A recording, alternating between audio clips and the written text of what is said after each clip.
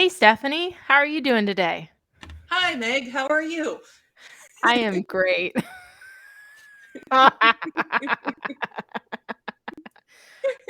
You didn't answer how you were, though. Oh, I'm good. Um, that's what happens when ADHD people or autistic people even have to, Try to make small talk. follow an order. I know, I Yeah. know. It doesn't need to be a lot of small talk. It's just more like, here, maybe we'll do something like, hold on, let me pause for a couple seconds. Okay. Hey, Stephanie, we're going to be talking about criticism today, specifically handling external criticism. Do you have any external criticism for me, Meg? Um, this is not going to work well. Oh my God. Okay, we got it. For anybody who's listening. Yeah. Ow, I just smacked myself I in the heard face. that. Oh my God. I'm sorry. I need to not Doing not fuck with this. okay. We need to just read the script. Well, not Yes, read the ma'am. script, but like it's not a script. It's an outline to make sure we don't just do this for an hour. But it's fun. Yeah. I don't know if it's helpful. I'll keep the shenanigans for the live videos. Well, I mean, we can absolutely have shenanigans, but at this point, I think we've gone like 3 minutes and I've literally just said we're talking about criticism. Shenanigans. Okay. Grounding exercise. I can't. Okay, we got to get through this though. So, Okay. It's always awkward, like right in the beginning when you're trying to get going. exactly. We'll be fine. It'll be great. I'm going to breathe in, breathe out. Hey, Stephanie. So, we're going to be talking about handling external criticism today. How do you feel about that? I feel criticized. Oh, Um, just kidding. I feel great about that. We have been that's been on my mind a lot lately. yeah. Uh, Yeah. so it's something I have to deal with on a pretty regular basis. Yeah. So, super So relevant, lots of relevant experience. yeah, Great. So before we launch into some stories and some examples there, let's talk about what criticism is by definition. Um, so criticism is the construction of a judgment about the negative qualities of someone or something. It can literally be anything from an impromptu comment, just a stranger saying something, at the grocery store to you, all the way to a written, detailed response, like perhaps an evaluation. Where can criticism come from? uh, External criticism specifically. there's quite a few different things. Friends, Mhm. um, and there is a healthy level of criticism that can come from friends in a good Right. way, Right. constructive criticism, and all Yes. these people that we're going to Absolutely. talk about. But friends can definitely be very critical of us, Right. uh, especially our blunt friends, especially Yes. our artistic friends who have no filters. Right. Right. um, significant others, Yes. parents. Absolutely. That one, parents hits me hard personally. Um, Yeah. bosses, clients, and strangers. Uh, some different examples probably would be helpful. Okay. Lay them on me. So I actually don't have a good example for friends right now. That's Uh, okay. No worries. significant others. Me and John have had it's always like our entire time that we've been together, it's always been difficult for us to communicate. Yeah. I communicate like a lot about my feelings. Like I Right. overshare a lot. Um, Yeah. and he is very much one of those, I'm going to keep my feelings close to my chest, and I'm not going to talk about them. And so we have had sometimes where we've butted heads on things because he sees it as constructive criticism, and then I perceive it as a hurtful personal criticism. attack, a personal attack. A personal attack, and I get frustrated, especially in the moment. I have a hard time like regulating my emotions, so I get that initial feeling of like, oh, I can't believe you would say that. You know? Exactly. And like later, like I can think about it and like figure, like work my way through it. Rationally think about it. But I definitely, there are times, especially when we were first getting together, where I would immediately react, which we'll talk about later. But I would just immediately react to it, and then I'm like, your feelings before even really processing it. Yeah, and then he would take that as a personal, like we'd end up in an argument over it. But now we've kind of figured out where he also will like tell me like, are you in the right headspace for this? And then I will also just, I'll tell him like, I need to feel my emotions right now. I'm going to excuse myself, and then I'll come back and talk to you about it rationally in a minute, you know? Which can be very difficult. But absolutely. I'm trying to do that much, do better about that kind of stuff. Well, good. So, yeah. That's a great example. A little bit of a tangent. No. Not to steal somebody's line, but we do digress. That will happen. A little shameless plug to the Traveling Groomers podcast right there. Yep. But yeah, no, that's a absolute great thing. I do have issues with seeing criticism as a personal attack. So yeah, and so does Joe. I think I am approaching it rationally with just like, hey, here's some constructive criticism, how this can work better. We both have to work on it. Let's just leave it at that. It takes practice, honestly. It takes a lot of practice and a lot of awkward moments and a lot of feeling like being willing to freaking robot. Yeah. I feel like a robot so often when I'm trying to like do these things, and I'm like, no, I got like really lean into that robot feeling. Right.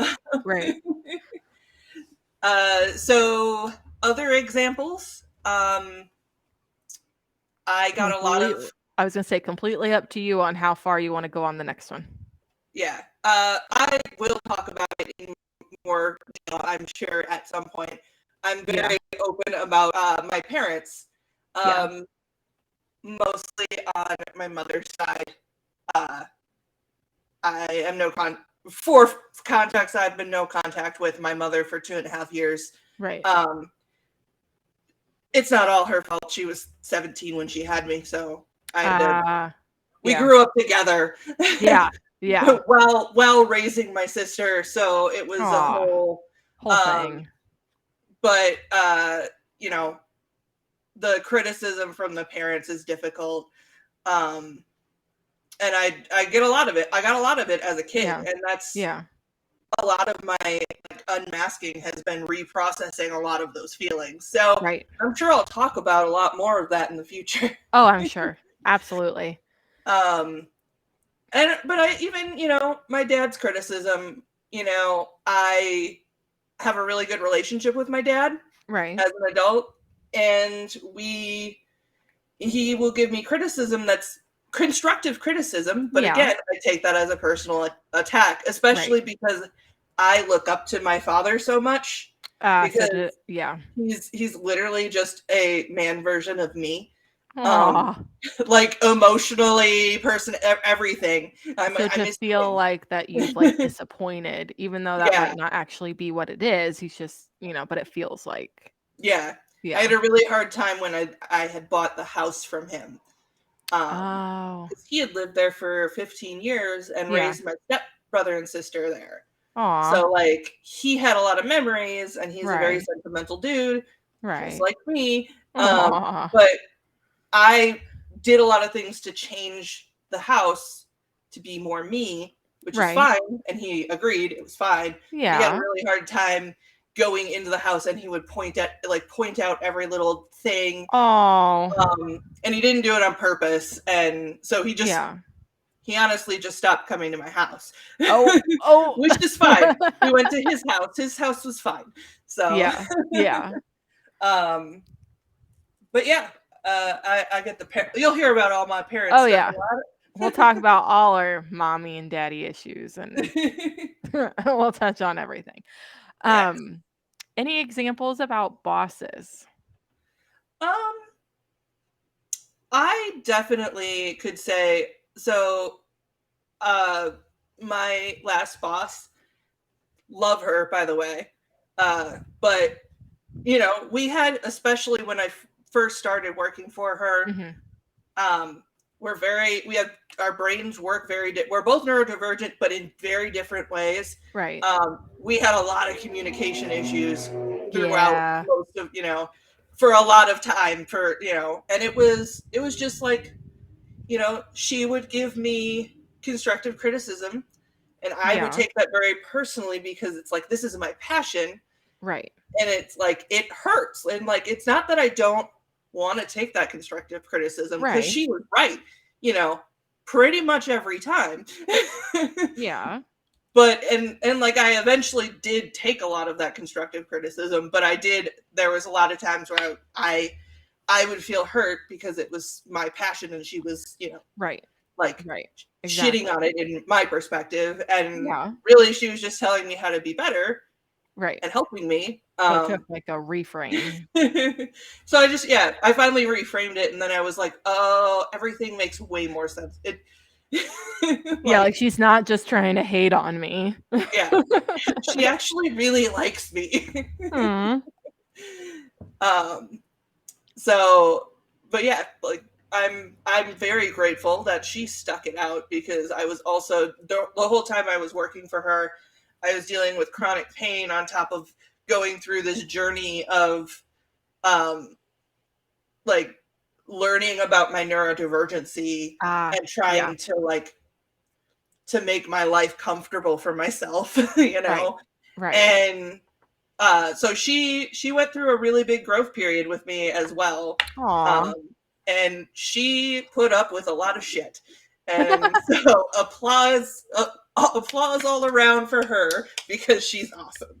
I'm gonna make sure the mic picks it up. Pop, pop, pop, pop, pop. Or I could edit in applause too. I just realized that. I really need a soundboard. Yes. So clients, I want to say something about that, because I definitely absolutely take that as a personal attack on my own artistry. Especially if it's something that was specifically requested, and then afterwards they're like, yeah, I don't like that. I'm like, well, you told me. I told you. You told me. I told you, like, but yeah, no. So that's absolutely something that we as groomers have to deal with, is like, it's another facet, because some jobs you never have to worry about even being customer facing, but we definitely, like, and we're dealing with people's babies, like her babies, so sometimes that can be like I'm just gonna say it, we can cut it if you don't like it, but I'm gonna talk about doodles, and how like when we shave their pelted doodle, and then you're screaming and crying because we've ruined your dog and broken your children's hearts, and that's some very unfounded criticism, but it's really hard to not take that to heart and not like immediately get defensive and feel reactive towards that. And especially, I think that's especially true with neurodivergent people. We feel things. People think that autistic people don't have feelings, that like we don't feel empathy and stuff like that, but we actually feel things so hard. And so, like, every single one of my clients, they are my dogs as much as they are their owners. Like, I love these dogs. And for someone to tell me that I didn't, the worst is, like, the haircut, I can usually be like, oh, difference of style opinions, and that's fine. But, like, the worst ones are when they like, when they start to, like, act like I'm being, like abusive towards their because the dog is shaking at drop off. Yeah. Whereas Those like are excited to see mom at pickup. Like of course your dog is excited to see you. Yeah. Or like even, there was one time I had done this dog before. It's a little Australian Shepherd that we did a puppy cut on. Don't shoot me. I'm not. I'm just grinning and bearing it right now. And I love this dog. He's the sweetest dog ever. I fucking loved him. And his haircut was actually pretty easy. Like he had the best hair. It helped that we also charged them for the de-shed. So we de-shed the dog and then clipped it. Well, yeah. Anyways, I digress. That is so it was this dog, and I love this dog, but one day it was in January and it had snowed. We had a big blizzard the night before, and so the roads had been like a hot, and nobody ever shovels their freaking driveways, right? So like everything is just a hot mess. Yes. And it was a rough day, and then it had started snowing again. Ugh. And I get there, I was late because of all of the snow, right? And I get there, and I was just not in my normal frame of mind of like loving on that pet, like when I first got there. Right. Like once I got him, I got into the van, you get in your zone, and I took a deep breath and like grounded myself, and I felt better, and it was like we had a good time in the van. Right. But mom didn't see that part. She just saw me when I came up, and I was like probably a little abrupt and yeah, it was very abrupt. I was almost nonverbal at that point because I had been just so overstimulated. The snow. I love snow, but when it's actively snowing and all of the snow is hitting me, that drives me nuts. Yeah. And then on top of that, my shoes are wet and my socks are wet, and I don't like and it's wet blinding. clothes. If the sun is out, it's blinding. So it was just like I was overstimulated, and just like I knew I was overstimulated, and I was like, I just need to get the dog and get in the van, and then I'm going to take a deep breath. Yeah. And I did. Yeah. And it was great. But mom didn't see that part. Right. And all she saw was me being abrupt and short with her. Yeah. And so she actually called and requested that I never come back because it doesn't even seem like I even liked dogs. Oh my God. I was like, when I found out about it, I was just like devastated. Yeah. Like I bawled. Because like I'm like, I don't understand. I love her dog. Like right. I'm like, I made this Christmas present special for him. I'm like, I don't understand, Right. And so it was rough. But then a few months later, mom actually gave me a second chance, and I was in a much better headspace at that moment. Yeah. And then also when I pulled up and I went to go, we had to go to the door in her garage. Friggin' like injured bird was in our garage, and I had to like try to catch it. And so that probably helped her feel like I loved animals. Right. She didn't think I did for a minute there, but right.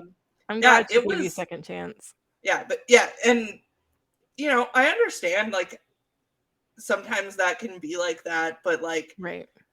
Like I didn't even realize I was that bad. I thought I had, handled it fine just to get into the van, and I didn't have to ask her a whole bunch of questions. Right. So there's no need for we had done him a bunch of times before. He had like a normal thing that he got every single time. Right. So all I really had to do was like, do you want anything different? Do you, is there any, changes in his health or behavior? Right. Exactly. Yeah. Cool. I'm going to go now. Like, right. Well, yeah, there's nothing, and I was just especially abrupt, which is when people have seen me before, definitely they see a huge difference. Yeah. Because when I get into that overstimulated, like where I'm just like really short and almost like nonverbal, I it's like the complete opposite of my normal when I'm with a client. And I'm aware of that. Unfortunately, sometimes people have bad fucking days. Well, yeah, exactly. Like, and it's not like I'm going to let that bad day, you know, affect my dog. I went into the van and I grounded myself and calmed myself down before I started. Like, yep. No, that's perfect. Yeah. Also, I just have to say for anyone who's watching on YouTube, I don't find this boring. I have just been up for like over 14 hours now, so struggling. But anyways, and I've got gin, so I'll talk all night. Oh, there you go. Great. Perfect. You know, I threw strangers on the list, but I really I don't really have any experience with that. Like, I don't really have much experience with people talking to me who I don't know. I don't know if I just give off a very, like, don't fucking talk to me vibe. Yeah, I get talked to all the time by random strangers. Yeah. I don't know what it is. Like, I don't have enough of a resting bitch face or something. Because right, you gotta mean mug it. I don't know what it is about, like, little old ladies love to talk to me. Like, anytime I'm like at the grocery store or the gas station, little old ladies always love to talk to me. Aww. I don't get a ton of criticism from people. I do every once in a while. I run into the Karen that, you know, tells me what a terrible person I am for having my hair locked. Oh my god. Yeah. And I would like to also say those are always white women. Of course. Of course. I would expect no less. And I get a lot of comments. Usually they're good about my tattoos, but every once in a while I get the cranky old dude that goes, "What are those going to look like when you're my age?" And I'm like, I don't fucking care. They look good now. I'd be like, I'm going to look better than you. At least I'll have pretty colors. So I also am still trying to figure out what we do want to say or not say here, because I wanted to call him a wrinkly ball sack of a man. For anyone listening and not watching on YouTube, Stephenie just snorted her drink a little bit, I think. Because I expect that's what Dr. Pepper all the way up my nose. Oh, Angie, we got Dr. Pepper on the scene here. But no, so I guess let us know if you are fine. You know what? I don't care. It's our podcast. So I bet he looked like a wrinkly ball sack of a man then. He did. Okay, like I'll look better than you. Like Oh, you know what? That actually calls to mind some other old white man. Not that matters, but I feel like those are the ones that feel like they got to be so damn opinionated on everything. Oh, yeah.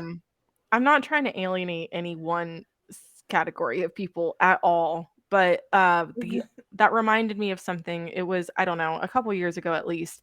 I was in Florida. I was doing house call grooming, and I was at like there was like one of the cities there have like a downtown event every first Friday of the month or something like that. So I had gotten a booth, which I fast learned that getting booths at these things for grooming is just, it's not very, you got to have something to sell or people are just not stopping. But anyways, so it wasn't very productive. I was just kind of chilling there. I was with a friend, fortunately, but some guy is carrying this little dog and he walks up to me. I mean, he's not even at me. He's kind of like mid street. Like if you imagine normal street booths on either side. And he's like, "Oh, where'd you get your hair done?" At the time, I had all of this shaved, completely naked, and I had like this top knot. I called it my top knot because I'd put it in a bun, and it was maybe, I don't know, when I wore it down and come about to my shoulders, it was long.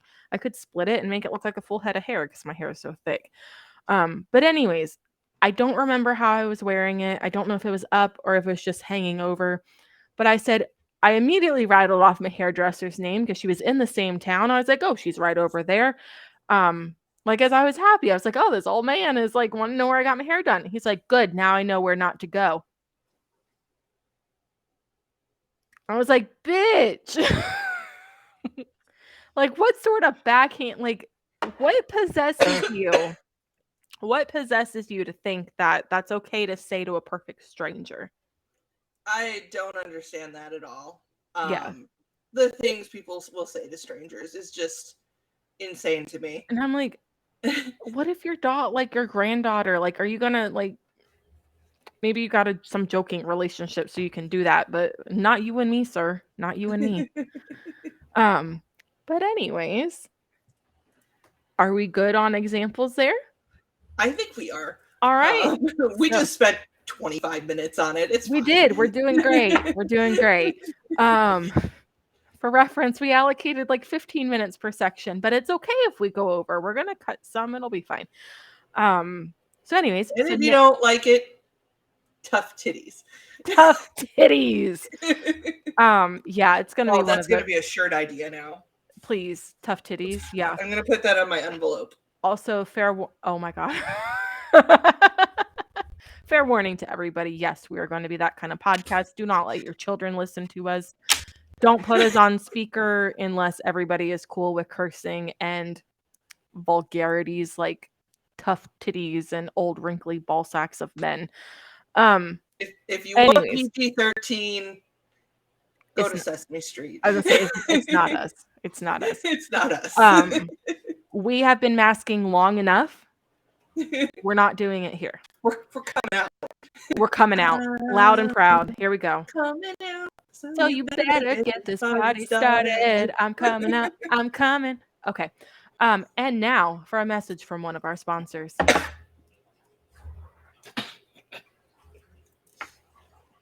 And we're back. Hello. Hi. Welcome. Long time no see. This is fine. I don't even care. The shenanigans are fun. I agree. As long as we stay on, as long as we keep it moving, we're set. But we have a lot more words now. So okay. More words. Okay. A lot of words. We talked about what criticism is, where we get criticism, the external. We'll talk about internal another episode.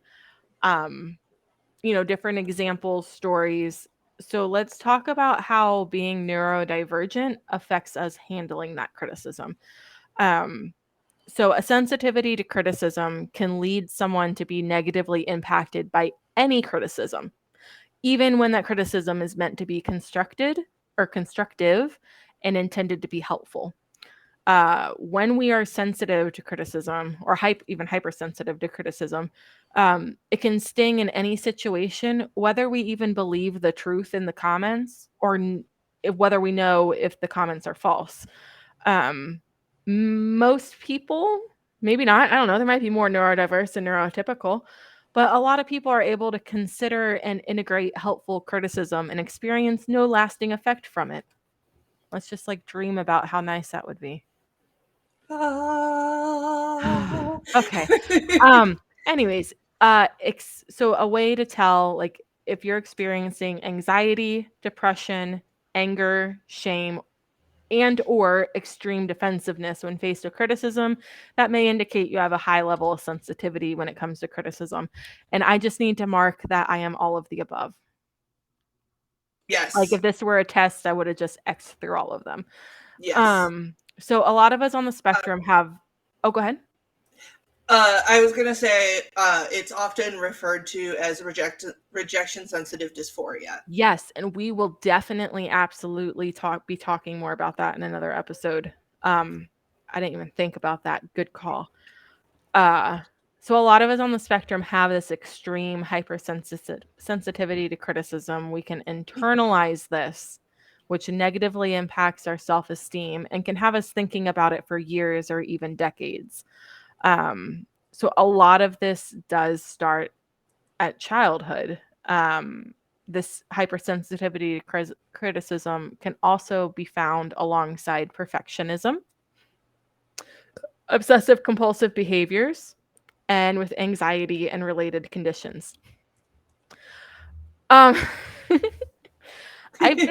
told that I'm OCD, but I don't think I clinically am. Anyways, OCD tendencies. There we go. OCD tendencies. I think would be the proper term. Yeah. Especially when it comes to numbers, like what volume things have to be on, stuff like that. Anyways, would you like to tell us about some potential causes of this extreme hypersensitivity as a child? Yes.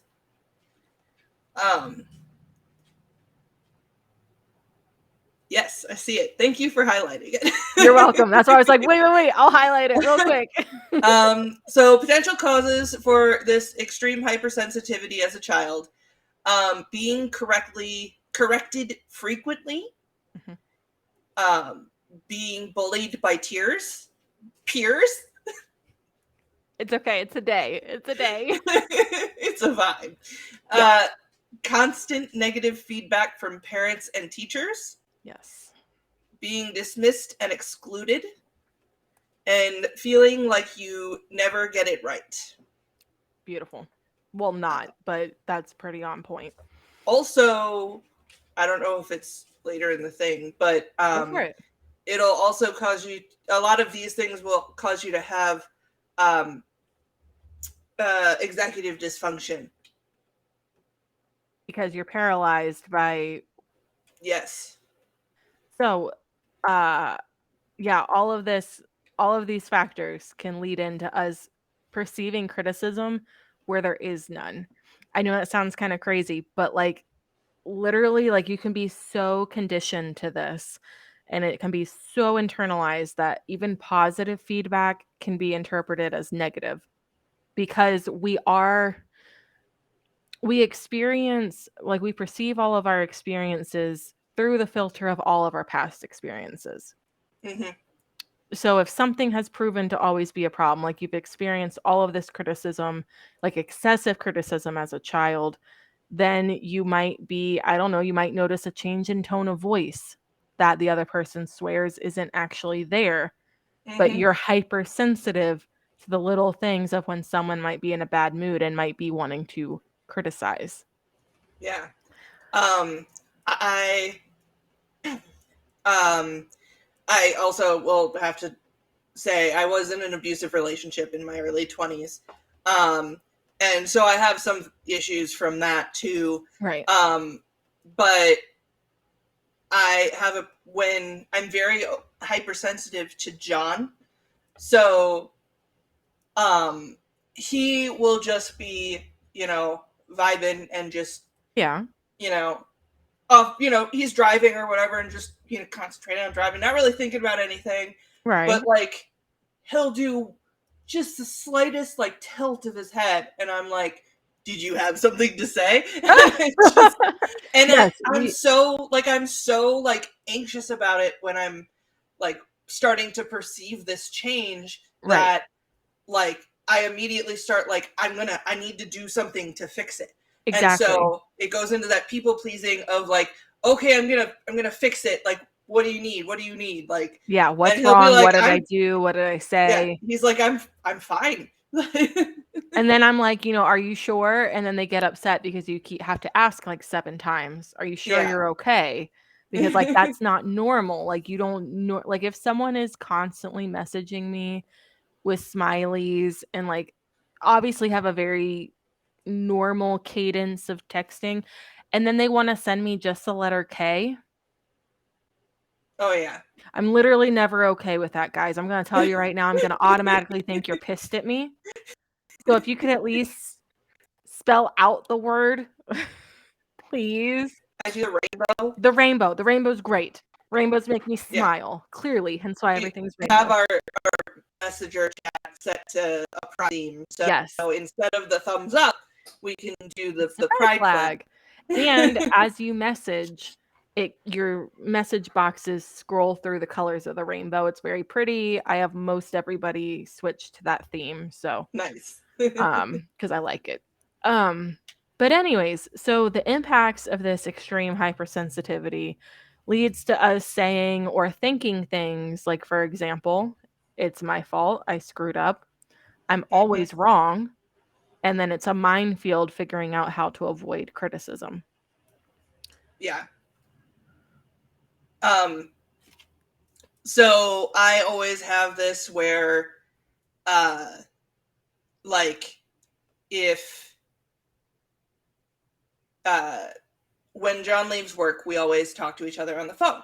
Yeah. And if he doesn't, if he's had like a rough day and he's just like tired, he'll be, you know, less like vocal and just be like, hey, I'm on my way home. How are you? And like he just kind of like he kind of robotically goes into it just because he's tired, you know? Right. And Right. I sense that. And I'm just like, immediately it triggers this, I did something wrong and I am going to get in trouble. Yeah. Yeah. Because I'm gonna piss usually them that off. was Like I'm gonna. usually with that was a sign that my ex was upset and was on his way home, and okay. And then you knew like fight. you'd be eggshells kind of feeling. No. Yeah. We got a lot Sorry, of dark that stuff got to deep. talk about. No, we got a lot of deep, dark stuff to talk about. So if y'all are here at the beginning, you're gonna get it all. But to lighten the mood, now for a message from one of our sponsors.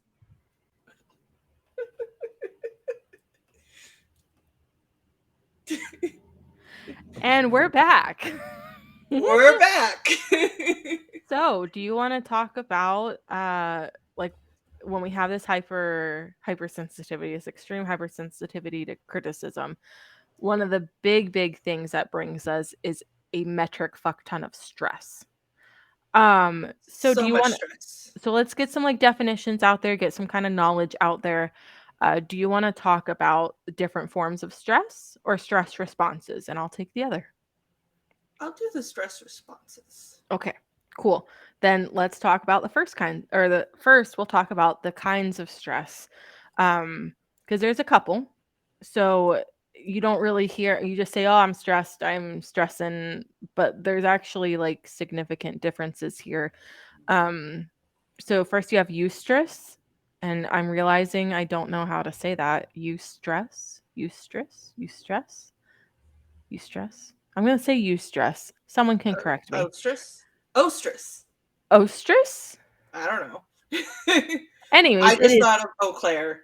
Oh, spelled like that. Well, it is spelled EUSTRESS.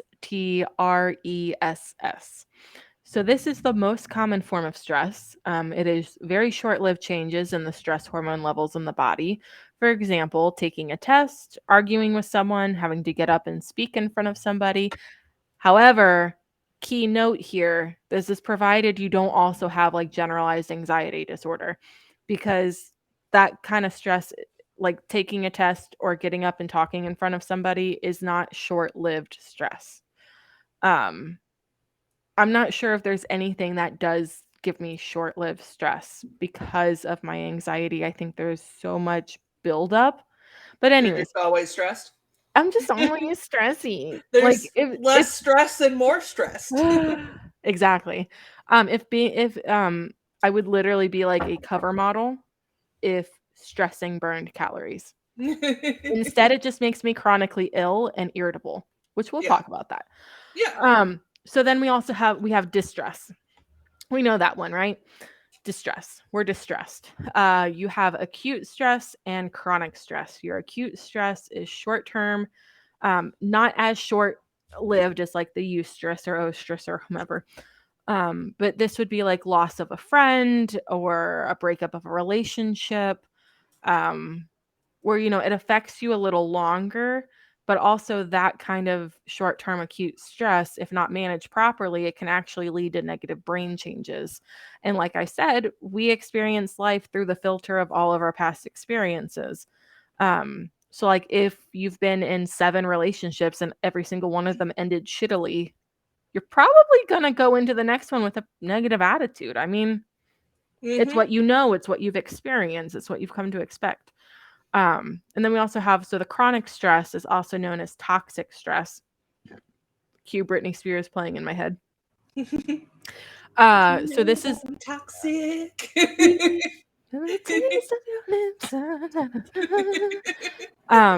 Anyways, yeah, we like to communicate in song lyrics. Yeah.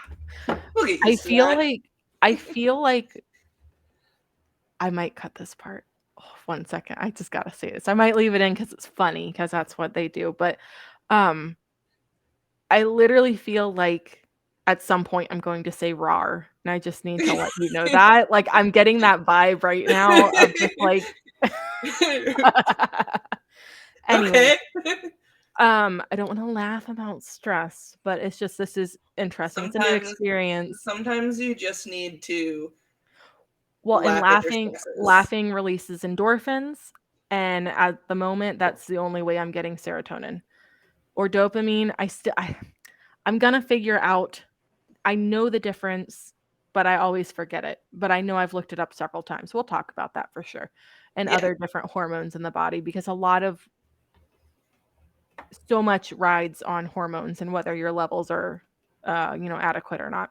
So, anyways, chronic stress or toxic stress is the most long-lasting and damaging form of stress. So this can be caused by things, not a fully inclusive list, could be other things, but things like physical or emotional abuse, bullying, neglect, or addiction.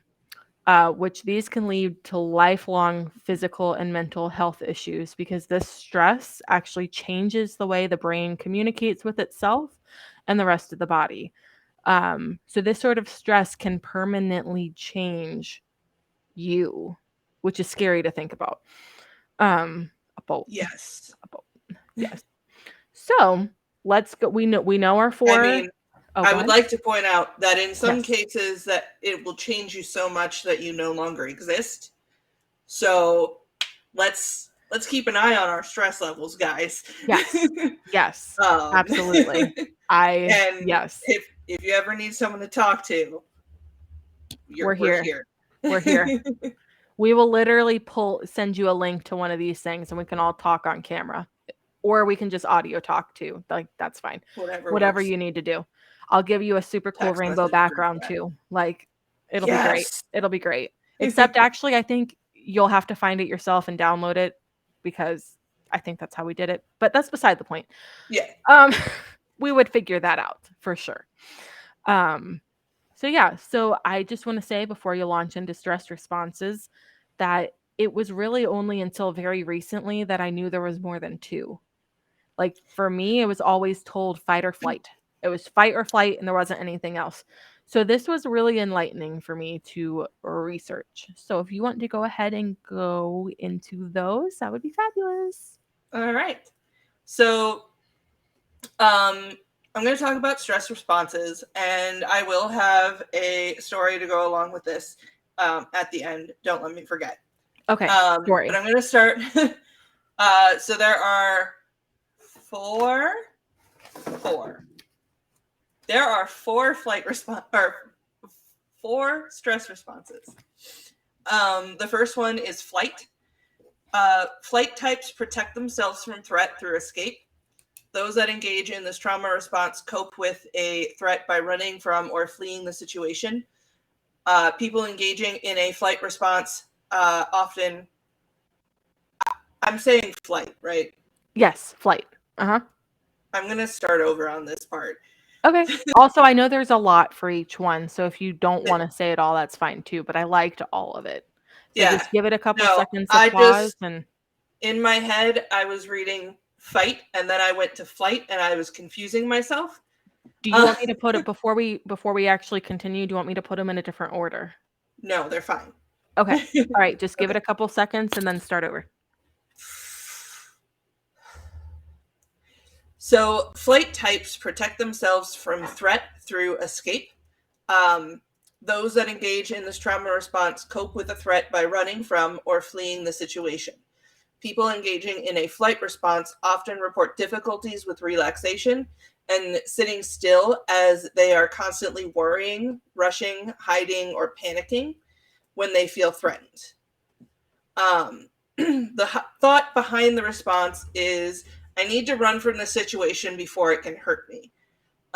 Behaviors from that might indicate this trauma response are restless legs, feet, and numbness in the legs, and anxiety and shallow breathing, big darting eyes, leg and foot movement, and reported or observed fidgetiness, restlessness, or feeling trapped.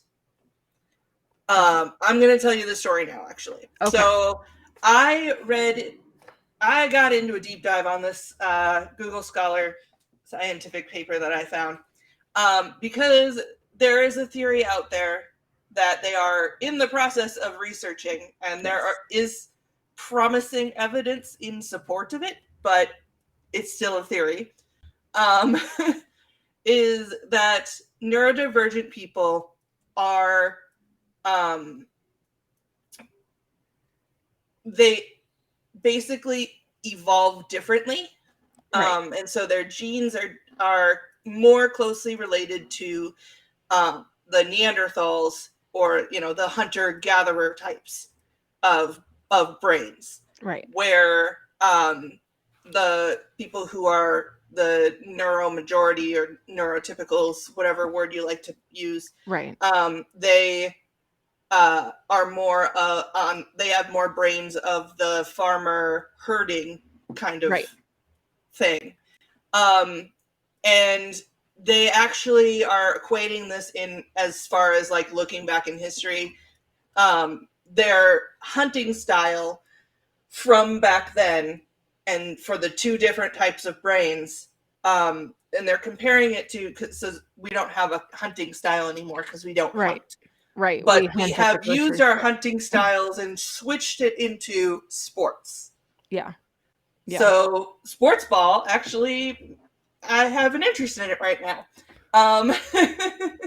So they're looking at these people and the way they play sports, and then the way that they hunt it.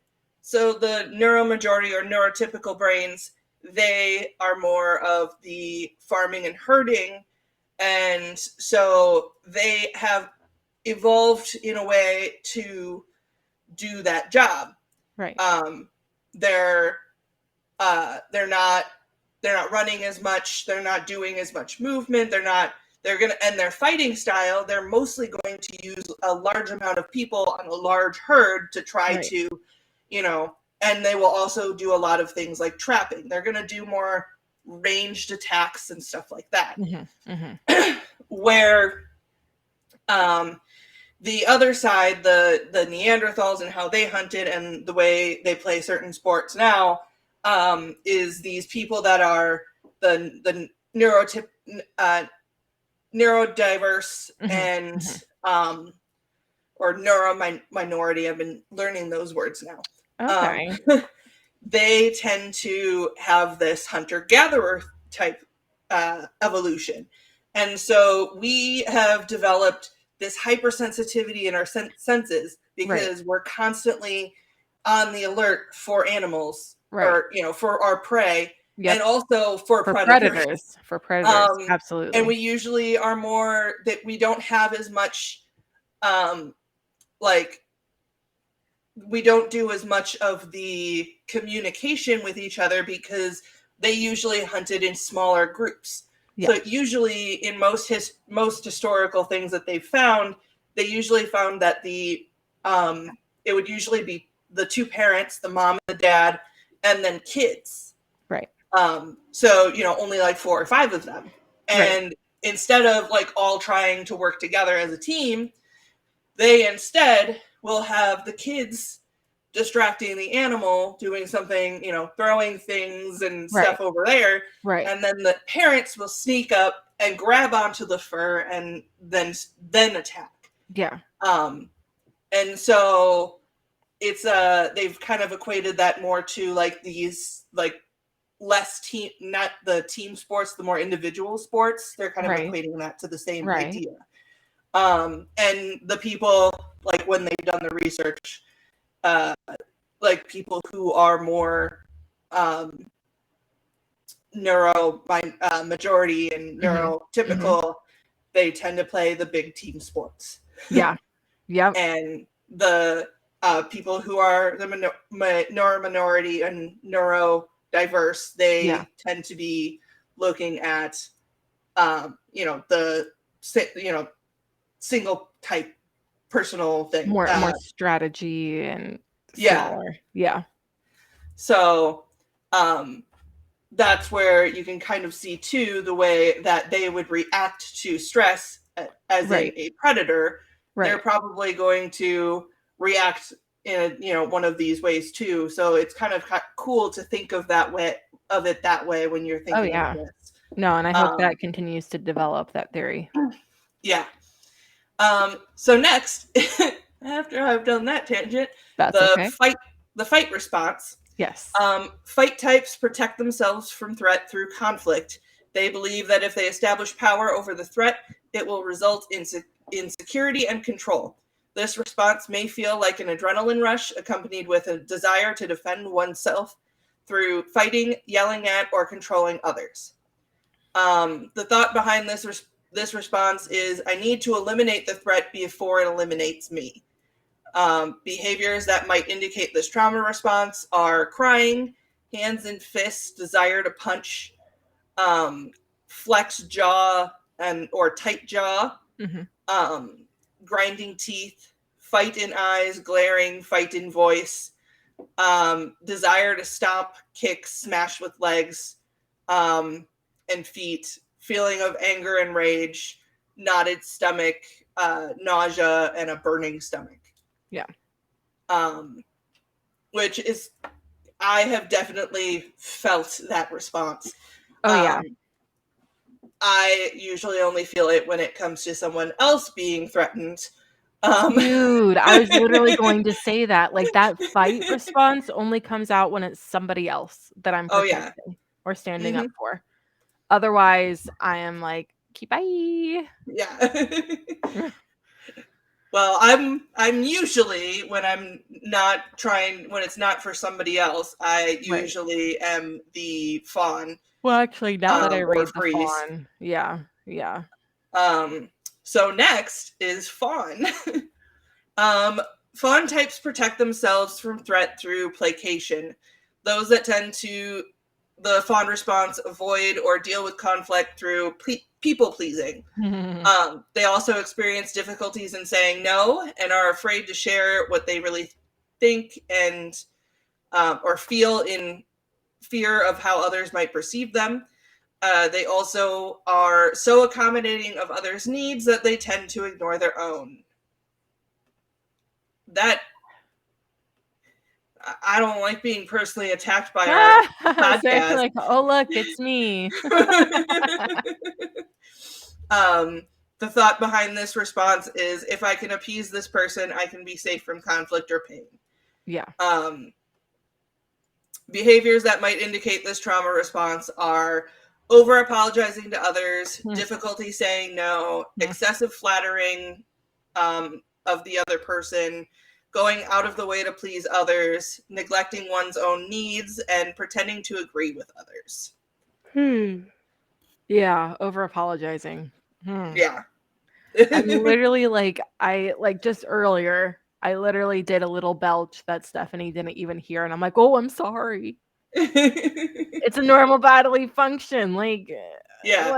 So I told her that if she gives me good ones, I will congratulate her on them. Yes. It's a normal bodily function. I also will do that for farts, just so everybody knows. As long as I don't have to smell it in a tight, secluded room, if you crop dust me, I'm going to be angry. But if I just hear you let out a really nice fart, I will congratulate you on that fart. I guess that's kind of a benefit of having Crohn's, is that doesn't happen very much. Yeah. When it does, run, but it doesn't happen very often. Okay, so our last stress response. Our last stress response is freeze. Freeze types protect themselves from threat through dissociation. When faced with a threatening situation, those that tend towards this trauma response unconsciously detach from the situation by freezing or spacing out. The body can feel rigid and become immobilized by the stress. This way of dealing with perceived danger may result in difficulty making decisions or getting motivated. The thought behind this response is, if I don't do anything, the threat cannot hurt me. Behaviors that might indicate this trauma response are feeling stuck in some part of the body, feeling cold, frozen, or having numb or pale skin, a sense of stiffness or heaviness, holding breath or restricted breathing, a sense of dread or heart pounding, and decreased heart rate, or can sometimes increase. I have an example of this, but I am not emotionally prepared to share it. So at some point, I literally, like, probably the most clear example of this for me, I just haven't even super come to terms with it myself. So that'll be a topic for another day. Yeah. I have definitely had a few times where, I mean, this happened a lot to me when I was younger. Mm-hmm.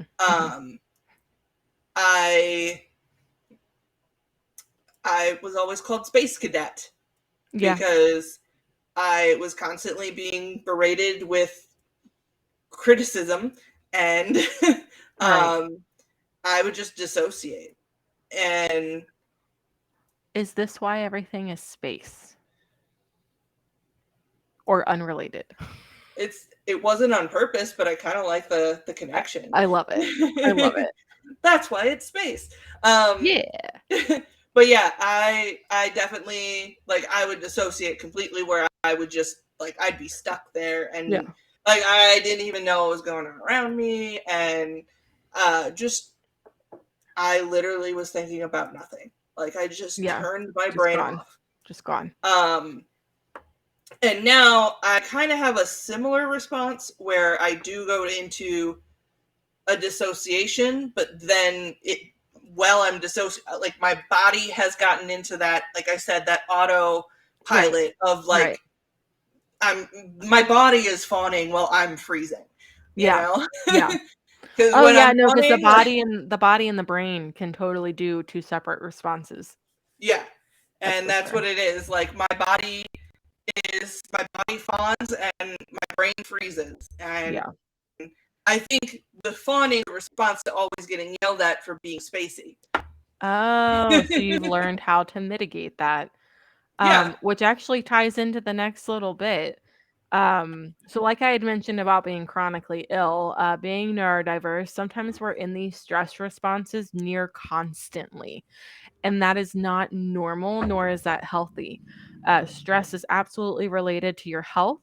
Also, too, it's freaking exhausting. Like, to be so anxious about every little thing where you cannot turn off your brain. And just, you're. Go ahead. And also just the physiology of it too is, I sent you one of the things, like, your body, when it's in a stress response, releases cortisol. Yes. And that cortisol, it raises your heart rate. It makes your veins dilate. I think it's dilate for better blood flow. It's basically preparing you for one of the, for fight or flight, to either run away or fight. Basically, your body gets into, and like, having that constant, like, flow of cortisol, it not only is, like, affecting you mentally, but you're getting your heart overworked, you're getting your lungs overworked, your veins are getting overworked, your muscles start to get overworked because they're, tense. They're like, there's so many responses to that, and that is why we're all so chronically ill. And so fucking tired. Because it is because with all these physical responses Stephenie's describing, it's like it's a physical thing as much as it is a mental thing. I mean, when you're constantly pushing out this cortisol, eventually you run out. Right. And so a lot of us, like, we can't make any more properly. Well, and then you might not be prepared for an actual stressful situation that you need. You need that heightened performance to get away. I honestly, one of the things I enjoyed about being in paramedic and stuff, I wanted to do emergencies, which I didn't realize at the time was very unhealthy for me. But I wanted to do emergency because I was one of those people that because I was constantly in this stress response, that when I actually had, like, when I should have been having a stress response, my body was just like, we're cool. No. And so I was very level-headed in those situations. Which is, I guess, great, but... Yeah, it's great for that, but my body, like, it's a good thing I stopped, because my body could not handle that. Right. It was giving up then, and that was in my early 20s. And like, it affects your body so much. Absolutely. So, and in different ways.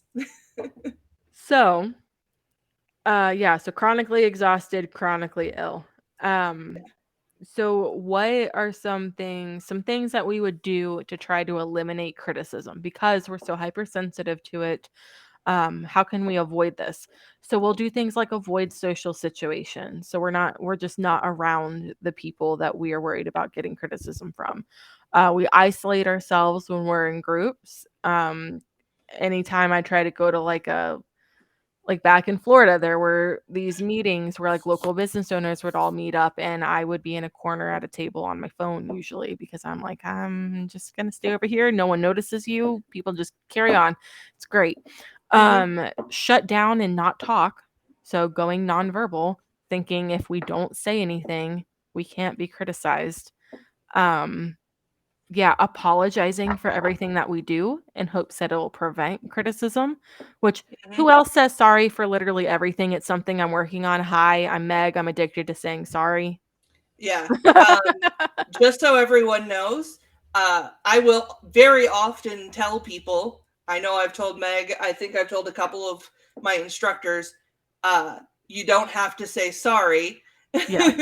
Yeah. And I mean it. You don't have to say sorry. And I know that it's really hard to stop that, because I have the same problem. But I'm telling you that not out of criticism, but because I want you to know it's okay. And now I'm like, you can practice with me.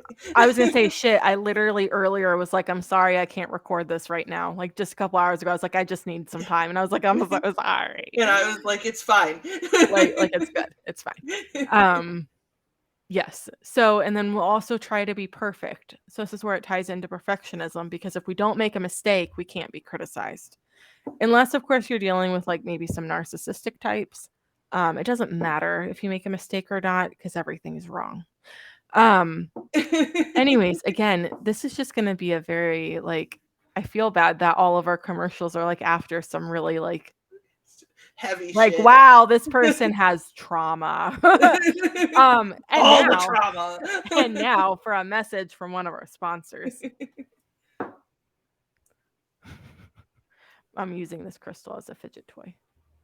Sweet. Yes, it's fun. I should have actually paused. Okay, I'm actually pausing now. And we're back. So we've talked about what criticism is, where it comes from, different types of stress responses, how being neurodivergent can affect us handling criticism, how we can be hypersensitive to criticism. So now that we've been all like bad, stressful, let's talk about how we can handle criticism and how we can kind of pull ourselves out of these cycles. So are you clapping? Yes, I'm excited. Okay, I'm going to read the first one, and I'm going to let you... You guys can't tell, I'm very passionate about this stuff. Which is why I'm going to let you take like grounding and all of that stuff, because I think we'll talk better about that. So my first thing is, don't react immediately, as hard as that will be. I see it time and time again where people are reacting to their feelings before even processing them. I'm like staring into the camera, like at myself, like into everybody, because I'm sure you do it too. But it's mostly like I'm staring at myself in the computer, like relax, cool off, process, give yourself time to process what you've heard before reacting, because those split-second reactions are not very like tactful, and sometimes they're not even right. Sometimes you may have misunderstood, misinterpreted, and now you're hurting feelings without even like, when that wasn't even the intention. Yeah. Yeah, that whole, because it really, it's almost impossible to get yourself to stop taking things personally right from the get-go. Like, you're not going to immediately be okay with things. And it's okay to have feelings. You mean no, wow, thanks, I'm cured? Yeah. Like, it's okay to have your feelings, and it's okay to feel your feelings. They are very valid. Because, yeah, it can suck to get told that you did something wrong. Right. But what you can do is kind of change the way you react to it. Right. Like sit with them, feel them, learn from them, let that shit go. Let it go. Let it go. Can't hold it back anymore. Okay. Anyways, grounding exercises. Take it away, Stephenie. Yeah. So one thing that you would probably want to do, you don't want to react to that openly to that person right away, maybe. You can do a grounding exercise. Grounding exercises are... Sorry, I'm just reading what's on there. Yeah, no, you're good. You're good. You're fine. So grounding exercises are a sort of, I mean, for me, it's a spiritual practice, but for other people, it's not. But it is a practice of kind of recentering yourself in some way to let yourself kind of breathe, like take in that emotion and then let it go, know, and process it and let it go. So, and you should not react. Like, don't make your choice in reacting right away based off of, you know, you want to, it's better to just be like, I need to process this a minute. And it sounds like you're a freaking alien when you tell people this, but I have started to do this now where I'm just like, that's a lot to unpack. I need to process that for a minute. And I will be right back. And it feels weird, but almost everyone, if you say like, I just need to process for a minute, is going to be like, okay, like, that's fine. And we'll probably appreciate that you did that. Well, yeah, because they're gonna get a cooler headed, more rational response. Yeah, because it's very hard to have a rational response when you're still feeling and processing the emotion. Because your brain's overwhelmed. So yeah. So grounding exercises, one thing I have to say is a lot of people don't realize, and it took me a really long time to realize this. When you are trying to figure out a grounding exercise that works for you, and first of all, try lots. Yes. Try all sorts of different kinds. There's so many out there. You can go on TikTok and type in grounding, and you'll get so many videos of all sorts of different ways people ground. And we are going to go over a couple different ways that you can do.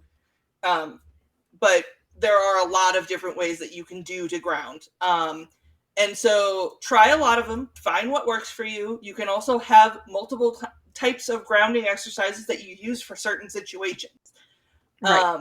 So it's going to feel weird, but you're going to want to try them all out, and you're going to want to practice them when you're already calm. Right. You need to take time. And this is, everybody thinks like meditation is just this, you sit there and don't think of anything. I think of meditation as I am practicing being calm and learning my grounding exercises. And that is what I do. Yeah. So I start off by doing a little bit of stretching and like deep breathing to kind of just get myself into the zone. And then I will practice different grounding exercises. Yeah. And I do that when I'm calm. And if I'm already stressed out and I try to calm down, that's not going to work. Right. You have to be already calm and like chill. Right. And then you practice this, because there is a bit of a Pavlovian response to it where you're going to start getting to where you're going to do this grounding exercise, and that calmness that you normally feel is going to translate. It's gonna translate into what you are now. Like, and it does work, and it seems hooey, It sounds like a lot of woo woo. We like woo woo here, though. So by the way, yeah, we're just all the disclaimers. We like woo woo here. yes, We love rainbows.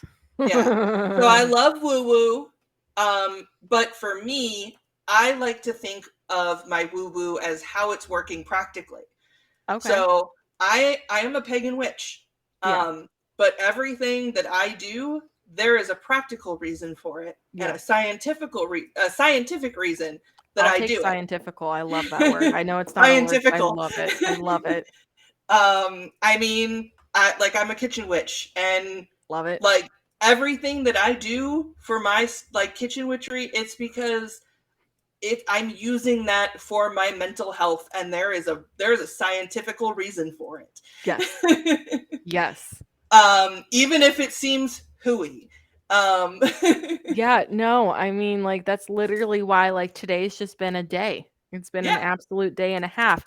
So I literally just put together a bag of crystals that are supposed to help with, sanity and shit, like stress and anxiety. And I'm like, I don't even care. I'm just having fun, like, using this wand as a fidget toy. And I'm like, if I believe it works and it actually changes things in my brain, then that's enough for me. Yep. So yeah, back to my grounding exercises. Yes. So yes, you have to practice them when you're calm ahead of time, because overwhelmed brains have a hard time processing more complex concepts and coming up with new ideas. Overwhelmed brains are soothed by specific, easy, repetitive tasks. Practicing ahead of time helps with building muscle memory. A lot of like what we say when we're doing CPR, you need to build that muscle memory on how to do it, so you're not having to worry about how you're doing it in the emergency. Which is why I will say, don't waste your money on a CPR class that doesn't have hands-on. Yeah. I'm not just saying that because we're both pet tech instructors. But if you want to host us. But no, for real, because when you come across like your dog unconscious, like you're not like you need to shift into that autopilot and have that muscle memory. So yes, muscle memory. Absolutely. So yeah, you're gonna build that muscle memory. It's gonna seem like really awkward and really weird, and you're probably gonna laugh at yourself a lot. It's fine. If you want, let me know, and we can do a video chat while we do it. It'll be awkward and weird, and that's fine. I love it. So,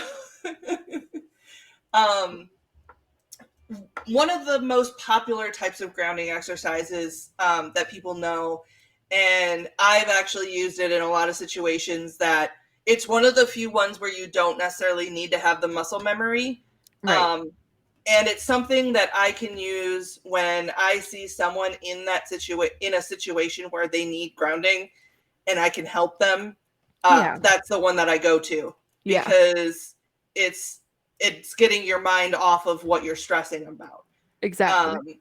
So like I have seen people having a panic attack, and just been like, hey, like, I know this sucks, but take a deep breath. And you want to say it's 5 things you can see, 4 things you can touch, 3 things you can hear, 2 things to smell, and 1 thing that you can taste. Love it. And do it slowly, Obviously you gotta let them answer the question first, but I'll just be like, hey, tell me 5 things you can see.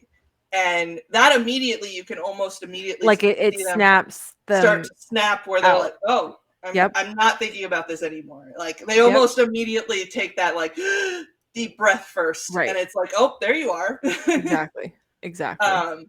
I will say I haven't run into a ton of people having panic attacks that I like could tell right away. I don't do this to most like all sorts of strangers.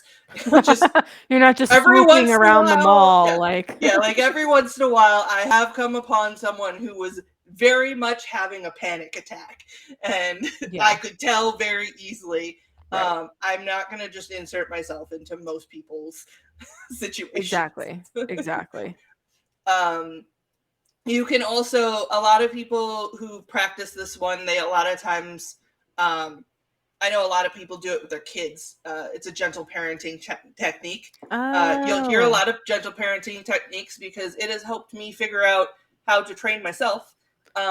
Yes, to give us the gentle parenting that we need. Yes. And so gentle parents have started where they're doing that, and they'll actually have the kid, like, they'll be like, okay, I want you to go point to this, 5 things you can see. Right. Like if they're like borderline meltdown, kind of like toddler tantrum. But when and you can still practice that with the kids too. Yeah. Like when they're having a good time, you can just be like, hey, tell me 5 things you can see. Right. Oh yeah, because it'd become a fun thing, especially if you add like a color to it or something. Yeah. If they know their colors. Yeah, it'll just help them, like, it helps people remember to take a deep breath and to think, like, let themselves kind of relax into their feelings and work and start processing it. Because when you're so overwhelmed like that, you can't process anything. Right. Right. And then we have a few examples, actually. I would like to say my most popular one that I use is that I like to take my shoes off, and I will just put my feet on the ground and feel the ground. I don't care where I am. I'll do it anywhere.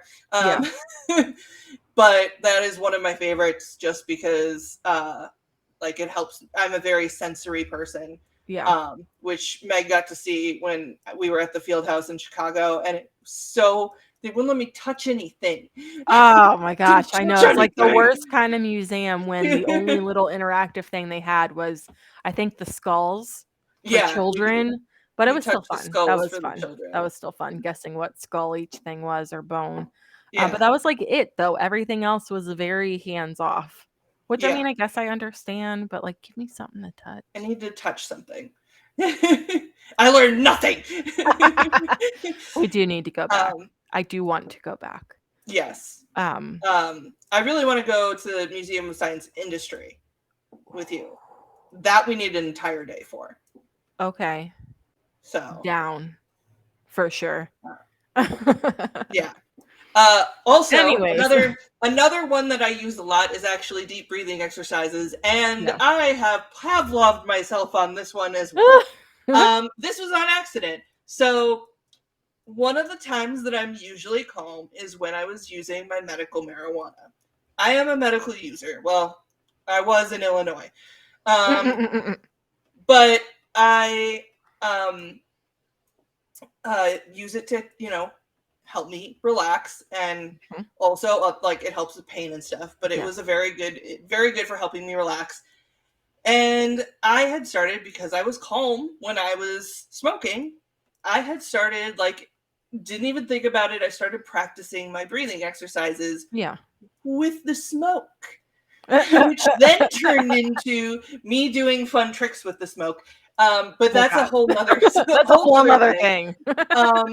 But I started doing these, these deep breathing exercises with the smoke for some stupid reason. But it ended up that now, when I do a deep breathing exercise in a situation where I'm stressed, I immediately get that feeling that I get when I smoke, of just like this overwhelming calm, and I'm just like, oh yeah, everything's cool. Yeah. I love that. The marijuana also helps with a lot of my sensory issues, so it will calm a lot of my nerves. Right. Like physically calm my nerves. Right. Right. So like it just gives me that, okay, I'm okay now. Like, right, exactly. So those are my 2 main ones, in case anyone was wondering. Do you have any grounding exercises that you use? I currently am completely unmedicated, whether it comes to like grounding exercises, because technically I am on a low dose anxiety med. But there's nothing I specifically try to do right now, so this is great because I am going to start trying to implement some of these. I kind of just suffer. That's not healthy. That's not healthy. So a couple other examples. Granted, I don't ever usually wear shoes with ties, but giving your brain something else to do. That's exactly what Stephenie was just talking about, different versions. Just giving your brain a task to do something that kind of makes your brain get over itself and start working on something else. And then you're like, oh, okay, I'm not dying. Okay, it's going to be okay. So like holding a piece of ice really brings in that sensory, like it's like what I would call a sharp sensory stimuli as well, because it's very like you can't ignore that. Listen to nature sounds, try to balance on one foot. If you have bad balance, please stand by a table when you do this. Like hold Please on don't to hurt something. yourself. Like I will not be held liable, please. And like when you said like taking off your shoes and just feeling the ground, like whether standing or sitting, just like literally just close your eyes and imagine that you are growing these big healthy roots down to the center of the earth, and that you are one, and you're accepting that energy from the earth. And this I like. Oh, go ahead. I have inadvertently been doing similar to that, actually, not with the roots, but actually because I imagine the world as a whole bunch of living energy, Yeah. And so I imagine the energy flowing out of me, like the bad energy, like flowing out of me when I do my, like, my stepping on, bare feet. I'll just imagine it's just flowing out and like getting absorbed into the dirt, and like I'm getting rid of that negative energy. Right. You're cleansing. Yeah. Which, if it's raining, go outside. That'll help. That is a jar you out of whatever you're in right there. Absolutely. But a cool one that I did not know about is the listing as many things as you can in a specific category, which I made a connection to this afternoon. So I read this and I was like, oh, I know of something where I've seen that. Yeah. I've been listening to Stephen King's It. I do audio books, and there's one of these parts where It, or Pennywise, so he lives off of fear, like he takes in their fear. And then he can also take what he will change into whatever their biggest fears are, or what will scare them the most. Right. And so this one kid is, and I don't remember if this is in the movies, but it's in the book. He's an avid bird watcher. Him and his dad are really into it. They're like, they have like books and stuff, like, And so he goes out right before this storm, like rides down to where these birds are going to be, because it's like the perfect time for them. And his dad couldn't make it, so he was like going to identify the bird. And Pennywise comes after him and turns into a giant bird and starts chasing him. Well, he fought Pennywise off by screaming bird names at him and not succumbing to the fear, right? Yeah. And I realized, I'm like, I don't know if Stephen King actually did this on purpose, or it was just how it worked out, but he was using a grounding exercise to calm himself from the fear of Pennywise to save himself from Pennywise. Yeah. And I'm like, this is amazing. Yes. So I was very excited about that. But I just thought it was really cool. I never thought of that as a thing. Right. But I also think, now that I'm thinking about it, there is the show called Atypical on Netflix. Yeah. And it's about an autistic teenager. Right. And he is, one of his biggest, like, his special interests is penguins. And he knows everything about penguins. And like, he knows everything. And when he would get upset, he has more needs. Okay. Or different needs. Yeah. I don't know how to. He needs. He needed more support than. Okay. Yeah. I don't know what the right terminology for that is. Sorry. That's okay. But so he has higher support needs, I think is the correct terminology. Okay. And he so he gets very like, you can tell he was very like physical with his being overstimulated. But when he was overstimulated, he would start telling him, like, going through his list of penguins. Aww. Just over and over, like naming off this list of penguins. Yeah, and like that's exactly what that sounds like. Yeah, I totally didn't even think about it until right now. Aww. So good. Which is why I didn't remember what higher support needs was. So now that we're calm with using all of our nice grounding exercises, the next step to handling the criticism is to assess it. So pardon me. It's time to take my meds. It's fine. I took them late this morning, so I can wait. Leaving it in. I don't care because we need to destigmatize taking medication for our mental health. So leaving that in. Who said it? Like, who criticized you and why? Like, because when we talked about different places where it can come from, if it's coming from a stranger, toss that shit aside. Like, you're never gonna see them again. What they think, what they say, what they're criticizing you about, unless you're like stepping on a baby duck, like you're not like it's not. I don't know where that came from, but it's not pertinent. They don't know you. They don't know anything you're doing. It's just a blip in your life. It doesn't matter. But then of course, if it's a boss or a trusted confidant,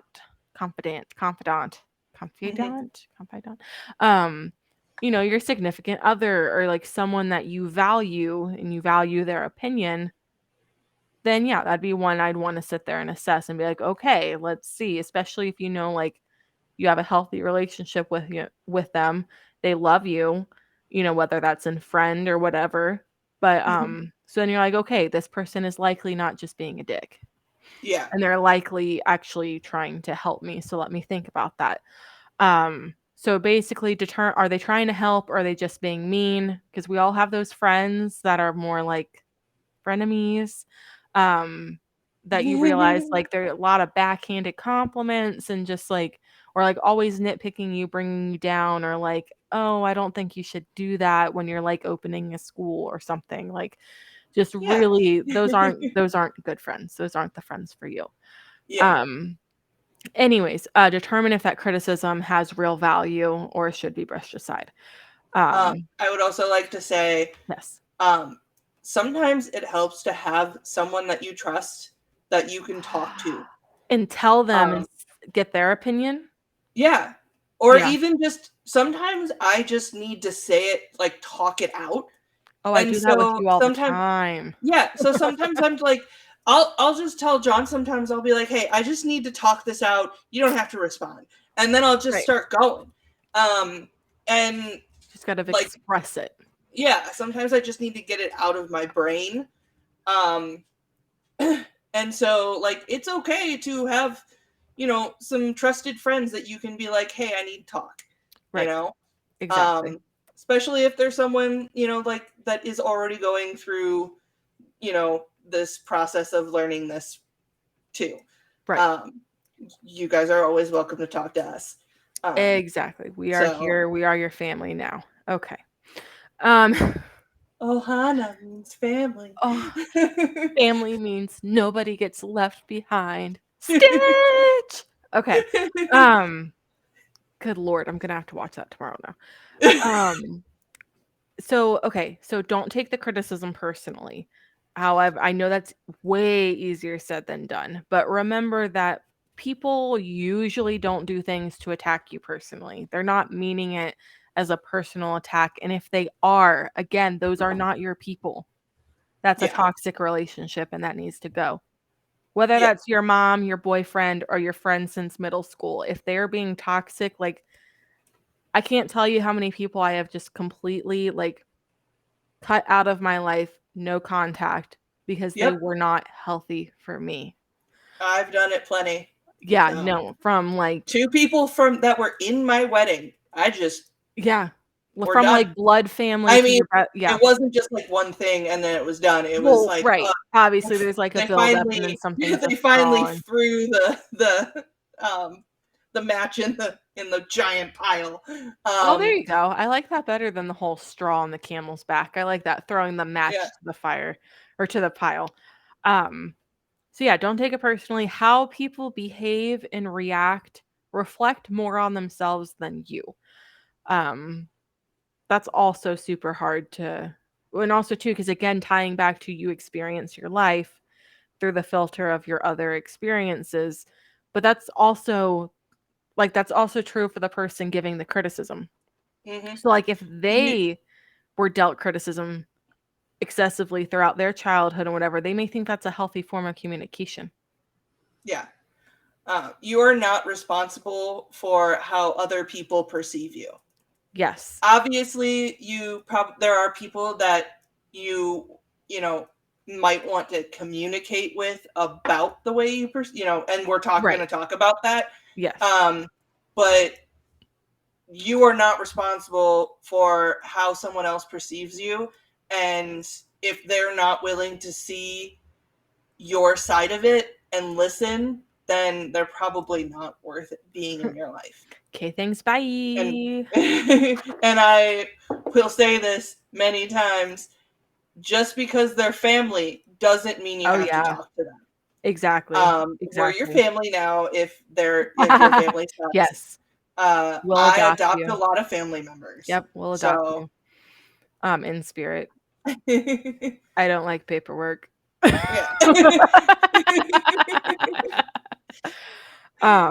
So yeah, so just be as understanding and level-headed as possible and just remember that it's all like it's walking a mile in someone else's shoes. Like just try to see it from their side. Um and you may find that okay, this isn't valid criticism. Like this doesn't have anything to do with me. They are just being mean. They're hurting. They had a bad day. They lost a family member. Like it Yeah. just helps to kind of try to step back from the situation, look at it objectively as if that's not you and Yeah. that's just someone else they're interacting with. Um, I also a lot of times sometimes like you said, it could be that they had a bad day and yeah, they were hurtful, but they want to apologize the next day. And then you can talk through it. yeah, Like, but remembering to allow yourself to become calm before reacting is going to be very helpful in this, because you don't want to react immediately and then like the next day they tell you like, my grandma died, and then you like feel I'm like so a dick, sorry, you know. and then yeah, then you're the dick for So I exploding like on to them. give the other person time to cool down if I think they were being Like literally say like, "Can we sleep on this and revisit it tomorrow?" yes. Everybody's better off a night of sleep. Like I'm telling Yes. you, like Yeah. And I've done that. So always just make sure that you're taking that time and giving them time to also calm down too, because exactly. they're allowed to feel their feelings too. Right. It doesn't mean that it's okay for them to be mean to you, but they are allowed to Yes. feel their feeling, and Yes. you can give them the time to calm down before you decide whether you're going to be mad at them for it. Exactly. Talk it out. So yeah, so if this is valid criticism, use it to your advantage. Like if there's actually truth to it, figure out how you can use it to improve or get straight to the point and just ask the person, which of course easier said than done again, because trust me, I'm cringing in my head reading this like, I got to ask them what exactly is wrong and how to improve. Um I feel like I can do that kind of okay with bosses. I do normally. I feel like I've asked at least a couple times like what would you change? What can I do better? Um, I but yeah, think some of the times, I think your biggest thing is remembering to give the other person time to process their feelings first. yes. Yes. You want to fix things right away, which I understand because you're a people pleaser. Yeah. But I Sometimes need to just be like, all right, there we go. We'll talk tomorrow and see how we feel about it then. And you're going to hear us drop a T word a lot. Okay. We're proponents for therapy, guys. Like, everybody should have. I'm telling you, especially after the last couple of years we've had as a country, like, everyone could benefit from therapy. It should not be stigmatized. I know when I was younger and I really needed it, I refused because I was like, why would I talk to a perfect stranger about what's going on? They're not going to know. I don't know. I was a rotten teenager. Really, I when wasn't. When I was in my early 20s, I was afraid to go to the therapist because I thought they would tell me I was crazy. Oh, yeah. Which I realize now is because I was actually autistic, and my ex just said that was crazy. Well, I would like to they would have told me I was autistic. Ready, hold on.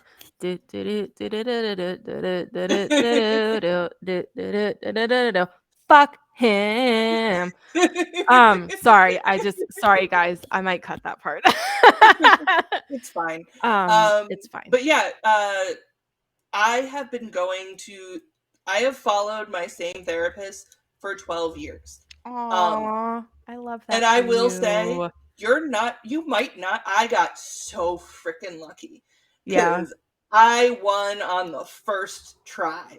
Like, I found the perfect therapist for me. She's awesome. John, because he can't go to the same therapist as me unless we go as a couple, which we have at times, but if he wanted his own therapist, like when he did, he had to go through multiple. I think he went through like 5 or 6. God. Not every therapist is going to work for you. Well, give them a try and you might have to move on. And that's one of the things that Better Health is really pushing. Their website. They're like, if you don't like that therapist, go to the next one. Right, exactly. Like, you don't have to sit and settle for subpar. Yeah. Like, your person's out there. So, yeah. She has went through like 4 different practices now, since I've started with her, and now she finally has her own practice. But like, I followed her so far. I was driving like an hour there and an hour back every other week for like 2 or 3 years. Yeah. Because she's awesome. But a good therapist really is just, it makes such a huge difference. And I know I feel bad that a lot of people don't have access to it. Right. And it sucks. And that's why we need to vote and try to fix that. Yes. Some things that therapy could help you with, again, not an all-inclusive list or not an exhaustive list, like it could be many other things, but therapy can help you become willing to consider the value that another's critique may have, develop the ability to listen and understand when a critique is presented, resist the tendency. Dogs. Resist the tendency to become defensive, understand the perspective of the person providing the criticism. So that's that stepping back and being able to look at it objectively. Welcoming constructive criticism, and then developing methods of communicating one's feelings about critical comments. So yeah, there are ways to handle criticism. Yeah. And we would love to hear more from you guys. Yes. Please let us know. I'm assuming we're going to do a live after this. Absolutely. Absolutely. Yeah. That'll be in the outro that we recorded, but yep. But I'll say it again. I don't care. Repetition's great. We will be doing a live stream in the week following whenever this gets dropped, where we will specifically be talking about the podcast. It gives people plenty of time to listen back to it. Yeah. But feel free to post in the group if you have any questions, comments, concerns. We said something wrong. You got something to add. Like, anyway, either way. Yeah. We understand that we are not perfect. And so if you have literally any criticism. Oh, yeah. Give us criticism, please. We just talked about how we can handle it. Constructive criticism, please. Oh, yeah. Don't be a dick. Yeah, don't be we'll block you.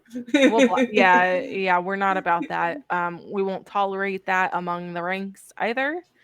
So yeah, don't be dicks to each other. Like that's should be everyone's motto. Just don't be a dick. This place is all about love. How many times can I say dick in 1 minute? 30 seconds even. Anyways, we could stop at any point because yeah. All I'm gonna hit end because we have the